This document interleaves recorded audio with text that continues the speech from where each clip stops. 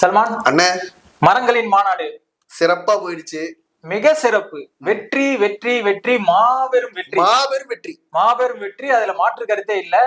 நேற்று மாநாடு நடந்து நம்ம உள்ள போய் வெளியில வீடு வந்து சேர்ற வரைக்கும் மன நிறைவா. இது வரைக்கும் இப்படி ஒரு மாநாட்டை நாம் தமிழர் கட்சி நடத்தல. நாம் தமிழர் கட்சி மட்டும் இல்ல, எந்த கட்சியும் நடத்த முடியாது. இது வந்து சவாலா கூட சொல்லலாம். மாற்று கட்சிகளுக்கு நடத்த முடியாது. அந்த மாநாட்டை பத்தி இந்த காணொலியில பார்ப்போம், தெளிவா பார்ப்போம். வாங்க காணொலிக்கு போகலாம்.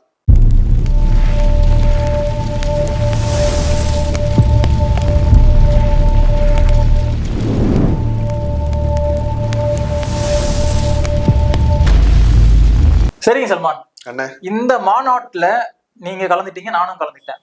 உங்களுடைய பார்வையில இருந்து இந்த மாநாட்டை பத்தி சொல்லுங்க. அண்ணா, பொதுவா நாம் தமிழர் கட்சி எதை முன்வைத்தாலும் ஒரு விமர்சனம் இருக்கும். ஒரு விமர்சனத்தை தொடர்ந்துதான் நாம் தமிழர் கட்சியிலேயே ஒவ்வொரு அரசியல் நகர்வும் இருக்கும். நாம் தமிழர் கட்சி வந்து ஆடு மாடுகளின் மாநாடு போடும்போது அதை விமர்சிச்சு பேசினாங்க. இப்ப அடுத்து மலைகளின் மாநாடு போட போறோம், அதை விமர்சிச்சு பேசிட்டு கொண்டுதான் இருக்காங்க. மரங்களின் மாநாடு, சீமான் அண்ணன் மரத்தோட போய் பேசுறாரு, அப்படின்லாம் பல விமர்சனங்களுக்கு மத்தியில் இந்த மாநாடு நடந்து முடிஞ்சிருக்கு.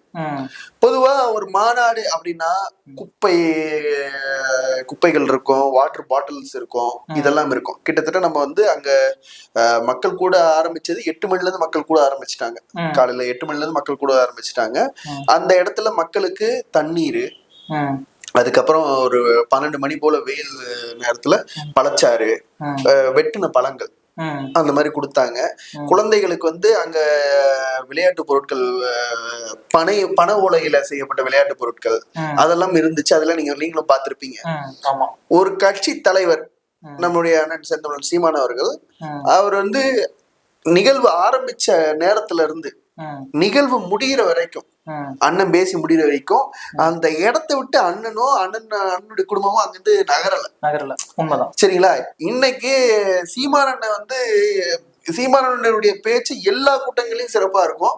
ஆனா இன்று மரங்களின் மாநாட்டுல அண்ணன் வெகு சிறப்பா பேசிட்டார். உண்மைதான், வெகு சிறப்பா பேசிட்டார். பொதுவா அது ஆரம்பத்துல அண்ணன் பேச ஆரம்பிக்கும் போது அணில ஒரு அடியை போட்டு நம்மள செம்ம வைப் ஆயிட்டோம். என்ன புலிகள் இந்த காட்டுக்குள்ள நுழைஞ்ச உடனே அணில்கள் காணாம அணில்களுக்கு சேர்த்துதானே நாங்க போராடிட்டு இருக்கோம். அங்க ஒரு அடி. அந்த 2வது பாயிண்ட் தான் முக்கியமா எனக்கு ரொம்ப பட்டுச்சு. அணில்கள் வந்து காணாம போயிட்டுன்னு சொன்னதை விட இந்த மாநாடு வந்து அந்த அவங்களுக்கு சேர்த்துதான் போராடிட்டு இருக்கோம். ஆனா இதுவே ஒரு கற்பனை பண்ணுங்கண்ணே. அணில்களின் தலைவர் விஜய் அவர்கள் வந்து இதே காட்டுல மரங்களுக்கான மாநாடு நடத்திட்டு மரம் அங்க ஒரு மரமாவது இருக்குன்னு நினைக்கிறீங்க? வெட்டி மரத்தோட எடுத்துட்டு போய், எங்க தலைவர் தொட்ட மரம் யாது, தொட்ட மரம் அப்படின்னு வெட்டி கொண்டு போயிருவாங்க. அவங்க ஒருவேளை இந்த மாநாடு நடத்தினாங்கன்னா அதுக்கு பேரு வெற்றி கார்டன்ஸ் இருக்காது, வெட்டு கார்டன்ஸ். ஒரே நாள் சொல்லி முடிச்சுருவாங்க. ஆமா. இப்ப இத ஒரு பக்கம் நம்ம பார்த்தாலும் அண்ணன் சீமான் அண்ணன் வந்து அந்த மாநாட்டை வந்து பார்த்து செதுக்குனாருன்னு தான் சொல்லணும். அங்க இருந்து நடிகர் ஐயா விவேக்ல ஆரம்பிச்சு, அப்துல் கலாம்ல ஆரம்பிச்சு அத்தனை தலைவர்களுக்கு அங்க மரியாதை செலுத்தி அவர்களுடைய நினைவாக மரக்கன்றுகளை நட்டாரு. அதன் பிறகு வந்து அங்க வந்து குடும்பத்தோட சீமான் அண்ணன் கலந்துகிட்டாரு. ஒவ்வொருத்தரும், இப்ப நீங்க உங்க குடும்பத்தோட வந்தீங்க, நம்ம குடும்பத்தோட வந்தோம், எல்லாருமே வந்து குடும்பமா கூடி கிட்டத்தட்ட அங்க அந்த நெடுஞ்சாலை முழுக்க வாகனங்கள். ஆனா கொஞ்சம் கூட போக்குவரத்துக்கு இடையூறு இல்ல, கொஞ்சம் கூட அங்க வந்து ஒரு சலசலப்பு, ஒரு பிரச்சனை எதுவுமே கிடையாது. அத்தனை எல்லாருக்கான வியாபாரங்கள் அங்க நடந்துச்சு. ஒரு பாட்டி கூழ் வித்துட்டு இருந்தாங்க, நம்ம பணம் கொடுத்துதான் கூழ குடிச்சோம். அங்க மாநாட்டுல 10 ரூபாய் ஏன் கேக்குற நம்ம பிரச்சனை பண்ணல. ஏன்னா நம்ம இந்த விஷயம் பண்றதே அவங்களுக்காக. இப்ப அங்க அந்த கார்டன் வந்து நமக்கு எப்படி கொடுத்தாங்களோ, கொடுக்கும்போது அங்க குப்பைகள், அந்த மரக்கிளைகள், அந்த இலையெல்லாம் உதிர்ந்து அதெல்லாம் நம்ம சுற்றுச்சூழல் பாசறை ஆட்கள் தான் அதை சரி பண்ணி அந்த மாநாட்டு நடத்தி அது எப்படி இருந்துச்சோ அப்படியே இப்படி ஒப்படைச்சிருக்காங்க. அப்ப இதையெல்லாம் பார்க்கும்போது எப்படி ஒரு மாநாடு நடத்தணும்ன்றதுக்கு நம்ம தான் முன்னுதாரணம். அது நமக்கு பெருமையா இருக்கு. நாம் தமிழர் கட்சி சுற்றுச்சூழல் பாசறை இப்படி ஒரு மாநாட்டை எடுத்து நடத்தி இருக்கிறது நமக்கு ஒரு பெருமையா இருக்கு. நாம் தமிழர் கட்சியில நம்ம இருக்கோம்னு சொல்லிக்கிறதுக்கு நமக்கு ஒரு பெருமையா இருக்கு. உண்மை. இப்ப நீங்க உங்க பார்வையில எப்படி பாக்குறீங்க? என்னோட பார்வையில சல்மான், முதல்ல வந்து நம்ம கட்சியோட சுற்றுச்சூழல் பாசறை அவங்க எல்லாருக்கும், வெண்ணிலா அவர்களுக்கும் மனமாற வாழ்த்துக்கள் தெரிவிச்சுக்கிறோம். இப்ப நான் வந்து கிட்டத்தட்ட நான் ஒரு ஒரு 10 மணி போல உள்ள என்ட்ரி ஆகிறோம். நாங்க உள்ள போறதுல இருந்து வழக்கமா வந்து அந்த இது இயற்கை சம்பந்தப்பட்ட வியாபாரம் நடந்துட்டு இருந்தது எல்லாமே ஒரு பக்கம். அதுக்கப்புறம் உள்ள போகும்போது உள்ள நான் என்ட்ரி ஆகும் போதே சொல்லிட்டாங்க, நெகிழி குப்பை உள்ள வரக்கூடாது, வாட்டர் பாட்டிலாம் நீங்க எடுத்துட்டு வராதீங்க அப்படின்னு சொல்லிட்டு அதுக்கு ஒரு ஆளை போட்டு எல்லாருக்கும் ரோக்கு தண்ணி இருந்துச்சுன்னா, ஆமா ஒவ்வொரு ரோக்கும் தண்ணி இருந்துச்சு, எல்லாருக்கும் அங்கே வாங்கி வச்சுட்டாங்க. மத்த பொருளை வச்சுதான் அவங்க உள்ள போய்கிட்டு இருக்கோம். நான் வந்து என் பசங்களை எல்லாம் உள்ள கூப்பிட்டு போகும்போது என்னன்னா அவங்க வந்து என்னன்னா மகிழ்ச்சி கடல்ல தெளிக்கிறானுங்க. ஏதோ வந்து ஒரு அரசியல் கட்சி மாநாடு மாதிரி அவங்களுக்கு தோணல. நம்ம ஏதோ ஒரு விஷயம் ஜாலியா வந்திருக்கோம், ஏதோ ஒரு குடும்ப நிகழ்வு மாதிரி வந்திருக்கோன்ற மாதிரி உள்ள வராங்க. அவங்க வந்தாங்க, எல்லா விஷயத்தையும் எக்ஸ்பிளைன் பண்ணோம். அதுக்கப்புறம் போனோம். நாங்க போகும்போதே ஆல்மோஸ்ட் ஃபுல்லு, சேர் கிடைக்கல. அதுக்கப்புறம் சேர் எல்லாம் கொண்டு வந்து கடைசியில உட்காந்தாங்க. உட்கார்ந்ததுக்கு அப்புறம் என்னன்னா தண்ணி வச்சிருந்தாங்க. அங்க தண்ணி வச்சது மட்டும் இல்லாம எல்லா இடத்துலயும் ஒரு ஆளை வச்சிருந்தாங்க. அவங்க என்ன சொல்லிட்டாங்கன்னா, நீங்க வராதீங்க இடத்துல இருந்து, நீங்க அங்கேயே இருங்க, வேணும்னு ஒரு கையை மட்டும் உயர்த்துங்க, நாங்க வந்து கொடுத்துறோன்னு. அதே மாதிரி அவங்க இருந்து கொண்டு வந்து அவங்க ஒரு கிளாஸ்ல ஊத்தி தண்ணி குடிக்க வச்சு அவங்க போனாங்க. இது ஒரு பக்கம். அது கொடுத்த அந்த கிளாஸையும் அவங்களே வாங்கிட்டு போயிட்டாங்க. அது யூஸ் அண்ட் த்ரோ கிடையாது, ஓகேவா? அதனால வந்து அதை செஞ்சாங்க. நம்ம வந்து பார்த்து வியப்படைஞ்ச விஷயத்துல என்னன்னா, ஆக்சுவலா தென் மாநிலங்கள்ல இருந்து நிறைய பேர் குடும்பமா வந்துருந்தாங்க. நான் அப்சர்வ் பண்ணாங்க, நிறைய பேர் குடும்பமா சின்ன பிள்ளைங்களாம் வந்து இருந்துச்சுங்க. வந்து அவங்க வந்து மாநாட்டை சிறப்பிச்சுட்டு கிட்டத்தட்ட ஒரு 11-12 மணிக்கு ஆரம்பிச்சது, 4 மணிக்கு முடியுது. எந்திரிக்கவே இல்லப்பா யாரும், அவங்க பாட்டுக்கு உட்காந்துருக்காங்க. இடையில வந்து சாப்பாடுக்கு ஒரு சில பேர் போயிட்டு வந்தாலும் அந்த சாப்பாடு அந்த பசி ஒரு காரணத்தினால சாப்பிட்டு எவ்வளவு சீக்கிரம் வர முடியுமோ அவ்வளவு சீக்கிரம் உள்ள வந்தாங்க. எல்லாரும் எவ்வளவு சீக்கிரம் வர முடியும், எல்லாரும் வாமா போலாம் முடிஞ்சிருச்சு. ஏன்னா அவங்களுக்கு அந்த உணவும் முக்கியம் தெரியுது, அதுவும் முடிக்கிறோம். ஆனா உணவு ஏற்பாடு நல்லா சிறப்பா அந்த உணவு ஏற்பாடு செஞ்சு அவங்களுக்கும் வந்து வாழ்த்துக்களை தெரிவிச்சுக்கிறோம். அது மட்டும் இல்லாம அந்த மாநாட்டு திடல்ல நாம் தமிழர் கட்சியோட குருதி கொடை பாசறையோட ஆம்புலன்ஸ் நின்னுச்சு. அது வேற ஆம்புலன்ஸ் அவங்களும் வந்து அவசர உதவிக்காக அவங்க ஆம்புலன்ஸ் நிப்பாட்டினாங்க. அங்க குருதி கொடை முகாம் நடத்தினாங்க, மருத்துவ பரிசோதனை முகாம் நடத்தினாங்க. அப்ப ஒரு மாநாட்டுல இவ்வளவு விடயங்களை செய்யறாங்க. அப்ப குருதிக்குடை பாசறைக்கும் நம்மளுடைய வாழ்த்துக்களை நன்றியும் தெரிவிச்சுக்கிறோம். இப்ப குறிப்பா நம்ம இதுல பார்க்க போனா ஒரு விஷயத்த நம்ம கூர்ந்து கவனிக்க வேண்டியதா இருக்கு.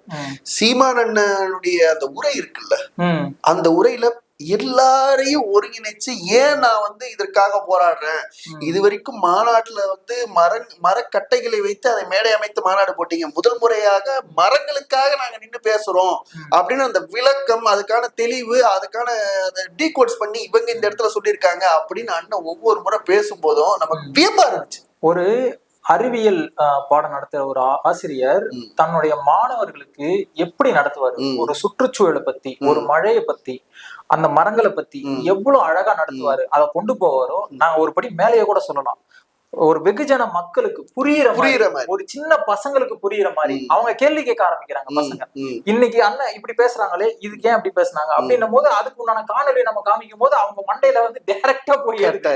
ஏன்னா இந்த மானோட நோக்கமா அதான் பாக்குறோம். இப்ப நம்மளுடைய முக்கியமான விஷயமா நான் பார்த்தது என்னன்னா, நம்மளுடைய தேர்தல் அறிக்கையில கூட இது வந்துடும் நினைக்கிறேன். அவர் நேற்று அறிவிச்ச இது பண்ண வந்து பாத்தீங்கன்னா, பள்ளி மாணவர்கள் வந்து வருஷம் மரக்கன்று நம்மளுடைய செயல்பட்டு வரைவுல இருக்கு. நேத்து ஒரு அதுல கிளைமேக்ஸ்ல ஒண்ணு பண்ணார்ல, அவ்வளவு மன நிறைவா இருந்தது. அதாவது 10 மரக்கன்று நட்டா 1, 100 மரக்கன்று பிராக்டிகல் மார்க், 100 மரக்கன்று நரவனுக்கு வந்து சிறந்த தமிழ் தேசிய குடிமகன்றது விருது. எனக்கு இதெல்லாம் கூட ஓகே தான். ஆனா 1000 மரக்கன்று நரவனுக்கு அவனுடைய இறப்புல அரசு மரியாதை கிடைக்கும் சொன்னாரு தெரியுமா? இதெல்லாம் வந்து யாரால சொல்ல முடியும்? நாம் தமிழர் கட்சியுடைய ஆட்சி அமைஞ்சிருச்சு அப்படியே நம்ம நினைச்சு பார்ப்போமே. நாம் தமிழர் கட்சியோட ஆட்சி அமைஞ்சிருச்சு, நம்ம பையன் ஒரு 1000 மரக்கன்று நட்டுறான், நம்ம நட்டுறோம். அப்ப அவனுக்கு ஒரு என் புள்ள நான் பார்க்க முடியாது, என் புள்ள இருக்க ராஜ மரியாதையோட வந்துட்டு போவான். அவனுக்கே தெரியும் அவங்களோட இறப்பு வந்து இப்படிதான் எடுக்க போறாங்க அப்படின்னு சொல்லிட்டு போறாங்க. இறுதி சொல்லி நம்மளுக்கு இப்படிதான் இருக்குன்றத முன்கூட்டியே தெரிவிக்கிறோம். அதுல ஒரு வார்த்தை என்ன சொன்னார் பாருங்க, நீ வெயில போகும்போது உனக்கு என்ன கொடை தேவைப்படுது, கொடை பிடிக்கிற நேலுக்காக. இந்த பூமியை வெப்பமாக தடுக்கணும்னா கொடை தேவைப்படுது. இதை வைக்க வேண்டிய நம்மளுடைய கடமை. நாளைக்கு உன் புள்ள குட்டியை வந்து நீ வந்து பெத்து போட்டன்னு போக முடியாது. அது இந்த பூமியில வாழ்றது சூழலை உருவாக்கணும்ல. உறுதியா இதுல ஒரு சின்ன விமர்சனம் நான் பாத்துட்டு இருந்தேன் நேத்துல இருந்து சோசியல் மீடியால. யார் வழக்கம் போல அனில் அவங்க என்ன செஞ்சுட்டு இருந்தாங்கன்னா, மரத்தை வெட்டக்கூடாதுன்னு பேசுற, ஆனா நீ நின்று இருக்கிறது இடம் எல்லாமே ஸ்டேஜ் எல்லாமே மரமா தான் இருக்கு, அது எப்படி அப்படின்னு கேட்டிருக்காங்க. நாங்க ஏன் உங்களை அந்த வார்த்தையை சொல்லி கூப்பிடுறோம், விஷயத்தை நீங்க தெரிஞ்சுக்கணும் முதல்ல. அதாவது மரங்களை அதாவது வெட்டுங்க, அதாவது ஒரு கூட்டம் வெட்டுறதுக்குன்னே இருக்கு, ஒரு கூட்டம் வளர்றதுன்னு சொல்றோம். ஆனா மரங்கள் இல்லாம ஒரு சில விஷயம் நடக்காது. அது அதனோட தேவை மிக மிக குறைவு. ஆனா அதை வெட்டி விக்கிற தெரியுமா பணத்துக்காக, அததான் நாங்க தடுக்கிறோம். இல்ல நான் என்ன கேக்குறேன், மரத்தை வச்சு ஸ்டேஜ் கொள்றேன்னு பேசுறாங்களே, ஐயோ நீ மரம் நடத்தும் என்னது அப்படின்னா விஜய் குடிய வச்சு ஏறிட்டியா? இல்ல அது கேட்கலாம், அது போனா அது வேற இதுல போயிட்டு இருக்கும். இல்ல நான் என்ன கேக்குறேன்னா, அங்க சீமான் தெளிவா சொன்னாரு, இந்த மரம் மனிதனுடைய பயன்பாட்டுக்காகவும் மனிதனுடைய அடுத்த சந்ததிகள் வாழ்றதுக்காகவும் இந்த பூமியின் வரம்ன்றாரு. அதை புரிஞ்சிக்காத தற்குறிகள் தான் இதை பேசிட்டு அலைகிறாங்க. நான் இன்னொரு விஷயம் முக்கியமானது நான் என்ன பார்த்தேன், இந்த சுற்றுச்சூழலை பாதுகாத்துட்டு இருக்க இது வரைக்கும் அத்தனை பேரையும் கூப்பிட்டுருந்தாங்க. ஆமா, நம்ம ஐயா ராணிப்பேட்டையில காஞ்சனகிரியில நம்ம அவரெல்லாம் நேத்து பார்க்கும்போது என்னவோ நான் அவரை பார்த்துட்டு இருக்கும்போது அவருடைய பிறவி கடன் அடைஞ்ச மாதிரி ஒரு அவருக்குள்ள அவர் என்ன அழைச்சி பேசினாருன்னா, பேசும்போது எனக்கு ரொம்ப நெகிழ்ச்சியா இருந்துச்சு. சீமான் அப்படி என்ன ஆறா தழுவினாரு, என்ன அப்படி பாராட்டினாரு, நான் இத்தனை நாள் நான் செய்ததுக்கான ஒரு பலனை நான் கட்டாயம் என்னோட உயிர் மூச்சு இருக்கிற வரைக்கும் சீமானனுக்கும் நாம் தமிழ் கட்சிக்கும் உண்மை நேர்மையுமா நான் இருப்பேன். அதுதான் வேணும். நம்ம இதுதான் நம்ம, நீங்க உங்களுடைய வேலையை சரியா பாருங்க. ஆனா இது அரசியலா நம்ம முன்னெடுத்துட்டு போகும்போது எத்தனை பேரு கேள்வி கிண்டல் பண்ணிட்டு இருக்கும்போது இன்னைக்கு மக்கள் மத்தியில இது எவ்வளவு முக்கியம், எவ்வளவு அத்தியாவசியம்ன்றது எல்லாருக்குமே தெரியும். ஒரு தனியார் யூடியூப் சேனல் ஒன்று பேட்டி எடுத்து போட்டிருக்காங்க. அவங்க சாதாரண பாமர மக்கள்கிட்ட கேக்குறாங்க, பூ விக்குது அந்த அம்மாட்ட போய் கேக்குறாங்க, இந்த மாதிரி சீமான் மரத்துக்காக பேசுற மரங்களுக்கான மாறாரு, ஏவா மரம் செடி கொடி இல்லைன்னா நான் வியாபாரமே பார்க்க முடியாதுப்பா. கரெக்ட், அது சொல்லுது. மரம் செடி கொடி இல்லைன்னா நான் வியாபாரம் பார்க்க முடியாது. நான் ஊர்ல விவசாயம் பண்ணிட்டு இருந்தேன், விவசாயத்தை எங்களுக்கு நிலம் கிடையாது, இருந்த மரம் அந்த வயல் எல்லாமே கார்பரேட் எடுத்துட்டாங்க, கம்பெனிக்காரன் எடுத்து அவங்க மொழியில அவங்க சொல்றாங்க, கம்பெனிக்காரன் எடுத்துட்டான். நான் இப்ப பூ வித்துட்டு இருக்கேன் பஸ் ஸ்டாண்ட்ல இருந்து. அப்ப இந்த நிலை வந்துடக்கூடாது, சொந்த மண்ணிலேயே மக்கள் அகதியாக்கப்படாம இருக்கிறதுக்காக இந்த மாதிரியான முன்னேற்பாடுகள், இது புரியாத தற்குறிகள் தான் இப்ப விமர்சனம் பண்ணுது. இன்னொரு விமர்சனத்தை வச்சிருக்காங்க, சீமான் அண்ணன் கேரவன்ல உட்காந்துட்டாரு, மத்தவங்க எல்லாம் வெயில்ல இருக்காங்க. ஆனா சீமான் அண்ணன் மட்டும் இல்ல, சீமானுடைய குடும்பம் அண்ணியார் வந்திருந்தாங்க, 2 பிள்ளைங்க வந்திருந்தாங்க. இவங்க 4 பேரும் கிட்டத்தட்ட 5 மணி நேரம் அங்க திடல தான் இருந்தாங்க. 5 மணி நேரம் நானும் பார்த்தேன். 5 மணி நேரம். ஆமா, 10 மணிக்கு நிகழ்ச்சி ஆரம்பிச்சு 2:30-3 மணிக்கு முடிகிற வரைக்கும் அங்கதான் இருந்தாங்க. முடிச்சுட்டு வந்துட்டுதான் கேரவனுக்கு போனாங்க. உணவு சாப்பிடறதுக்கு அங்கதானே போக முடியும். நாங்க என்ன மாநாடு ஆரம்பிக்குதுன்னு 10 மணிக்கு மாநாடு ஆரம்பிக்குதுன்னா 12 மணி வரைக்கும் கேரவன்ல எடுத்துட்டு 40 நிமிஷம் பேசிட்டு போறாளுங்க. அவங்களுக்கு ஏதாவது ஒண்ணு பேசணும், அதனால இது பேசிக்கிட்டாங்க. நம்ம செஞ்சதை பேசணும்னா இன்னும் அம்பிட்டு பேசணும், நிறைய பேசணும். ஆனா இப்ப குறிப்பா இத ப்ரொமோட் பண்ணி மக்கள் சாமானிய மக்கள் கிட்ட வலைதளத்துல கொண்டு போடுறது நம்மளுடைய தகவல் தொழில்நுட்ப பாசறை முக்கிய பங்கு. அவங்களுடைய பங்கு மிக மிக முக்கியமானது. அவங்களுக்கும் இந்த நேரத்துல நாங்க நன்றியை சொல்லிக்கிறோம். உங்களுடைய பணி அபரிகரமானது. இதை நம்ம எந்த அளவுக்கு நீங்க செய்யறீங்களோ நல்லது. இன்னும் உங்களுக்கு சப்போர்ட் பண்ண உலக தமிழர்கள் அத்தனை பேர் காத்திருக்காங்க. அடுத்த மாநாடு மலைகளின் இப்ப குறிப்பா இதுல அந்த பேனர்ஸ் நம்ம வைப்போம்ல, ஆமா பேனர் நார்மலா பேனர் ஷீட்ல பிரிண்ட் போடுவாங்க. இது மரங்களுக்கான மாநாடு, இயற்கைக்கான மாநாடு துணியில பிரிண்ட் போட்டு வச்சிருக்காங்க. அதை பாத்தீங்களா? துணி நான் கவனிக்கல. அப்படியா? துணி, அது துணியில பிரிண்ட் போட்டு துணியில எழுதி அப்படி வச்சிருந்தாங்கன்னு. அப்ப இப்படி எல்லாம் பண்ண முடியும், இப்படி எல்லாம் ஒரு மாநாடு நடத்த முடியும்னு நடத்தி காட்டுனது நாம் தமிழர் கட்சி, நடத்தி காட்டுனது அண்ணன் சீமான். இதுவும் நடக்கும். இன்னும் நிறைய விஷயம் பண்ண, மலைகளின் மாநாடு, தண்ணீருக்கு மாநாடு, நாங்கெல்லாம் வெயிட் பண்ணிக்கிறோம். ஒட்டுமொத்த டிஎம்கே வேற தண்ணியை வச்சு தமிழ்நாடு நடத்திட்டு இருக்கு. நம்ம குடிக்கிற தண்ணிக்கு என்னன்னா சீமானனுடைய இந்த அரசியல் நகர்வை அவங்களால ஃபேஸ் பண்ண முடியல, திணறாங்க. என்னையா பண்றாரு? எல்லாரும் தேர்தல் அரசியல் செஞ்சிட்டு இருக்காங்க, நீங்க என்ன அரசியல் செஞ்சிட்டு இருக்காங்க? உண்மையை சொல்றோம், இதுதான் தேர்தல் அரசியல். இது என்னன்னா தேர்தல் ஓட்டை நோக்கி போகுதுங்க. ஓட்டை நோக்கி போறது. ஓட்டு யாரு போடுறா? மக்கள் தான் போடுறாங்க. மக்கள் உயிரோட இருக்கணும்னா என்ன வேணும்? இந்த அவங்களோட உலகம் வேணும், உலகம் இந்த பூமி வேணும், இந்த பூமியில இருக்கிற மரம் செடி கொடி மழை தண்ணீர் எல்லாம் வேணும், காற்று இதெல்லாம் இருந்தாதான் மனுஷன் இருக்க முடியும். மனுஷன் தான் ஓட்டு கிடைக்கும். மூச்சு காற்று உனக்கு இருக்கணும் சுவாசிக்க. இப்ப சீமானண்ணன் சொன்னாரு பாருங்க, ஏற்கனவே நம்ம இந்த ஜல்லிக்கட்டு போராட்டத்துல இருந்து அண்ணன் சொல்லிட்டு வர்றாரு, ஏன் இன்னைக்கு நீ மாட்டுக்காக போராடுற, நாளைக்கு நீ இதே மாட்டுக்காக போராட, நீ நாட்டுக்காகவும் போராடணும். நீ போராட தவிர்த்தா சொந்த நாட்டிலே நீ அகதியாக்கப்படுவ. அது உண்மை. சொந்த நாட்டிலேயே நீ வந்து குடிக்க தண்ணி இல்லாம இருப்ப, சொந்த நாட்டிலேயே நீ வந்து சுவாசிக்க காற்று இல்லாம இருப்ப. இன்னைக்கு டெல்லியில தனியா ரூம் போட்டு அங்க வந்து சுத்தமான காற்று கிடைக்கும், அதுக்கு 1 மணி நேரத்துக்கு இவ்வளவு. இதே அண்ணன் பேசியிருக்காரு. இது தமிழ்நாட்டுக்கும் வரும். இப்ப சுத்தமான காற்றுக்கு நிதி ஒதுக்குற நிலைமைக்கு போயிடுச்சு, ஒதுக்கியாச்சு, நிதி ஒதுக்கியாச்சு. இப்ப இந்த நிதியை வச்சு நீ என்ன பண்ண போற? இந்த நிதியை வச்சு எப்படி டெல்லியில கட்டி இருக்கிற மாதிரி அங்கங்க ரூம கட்டி இப்ப சுவாசிக்கன்னு சொல்ல போறியா, இல்ல அந்த நிதியை வச்சு மரத்தை நட்டு அத என்ன பண்ணுவாங்க? அதுக்கு ஒரு டிபார்ட்மெண்ட் ஒதுக்கி, அதுக்கு ஒரு கான்ட்ராக்டர் ஒதுக்கி, அதுக்கு ஒரு கமிஷனை பார்ப்பாங்க. அவங்களுக்கு தெரிஞ்ச அதுதான். அண்ணன் என்ன சொல்றாங்க, ஆட்சிக்கு வந்த 10 ஆண்டுல பசுமையாக்குற அவர் சொன்னதுல என்னன்னா, நீ இப்போ நம்ம தமிழ்நாட்டுக்குள்ள இப்ப நீ டிராவல் பண்ணும் போது உங்க கண்ணுக்கு என்னென்ன தெரியுது, ஆனா ஒரு 10 ஆண்டுக்கு நாங்க ஆட்சிக்கு அமைச்சுக்கு அப்புறம் என்னென்ன தெரியும்னா, ஏரி குளங்கள் உன் கண்ணுக்கு தெரியும், மேய்ச்சல் நிலங்கள் உன் கண்ணுக்கு தெரியும், காடா தெரியும், எங்க பாரு, இதுதான் உன் கண்ணுக்கு தெரியும். ஆனா இப்படிதான் ஒரு நாடு இருக்கணும், இப்படிதான் இருக்கணும். இன்னைக்கு கேரளா வந்து இங்க இருந்து கல்ல கொண்டு போய் கேரளாக்கு வந்து கடத்துறாங்க. கேரளா வந்து 1 ஸ்கொயர் ஃபீட் அளவுக்கு ஒரு மலையை வெட்டி எடுத்துட்டு வர முடியாது, ஒரு ஜல்லிக்கல்ல அங்க இருந்து எடுத்துட்டு வர முடியாது, கொன்றுவாங்க.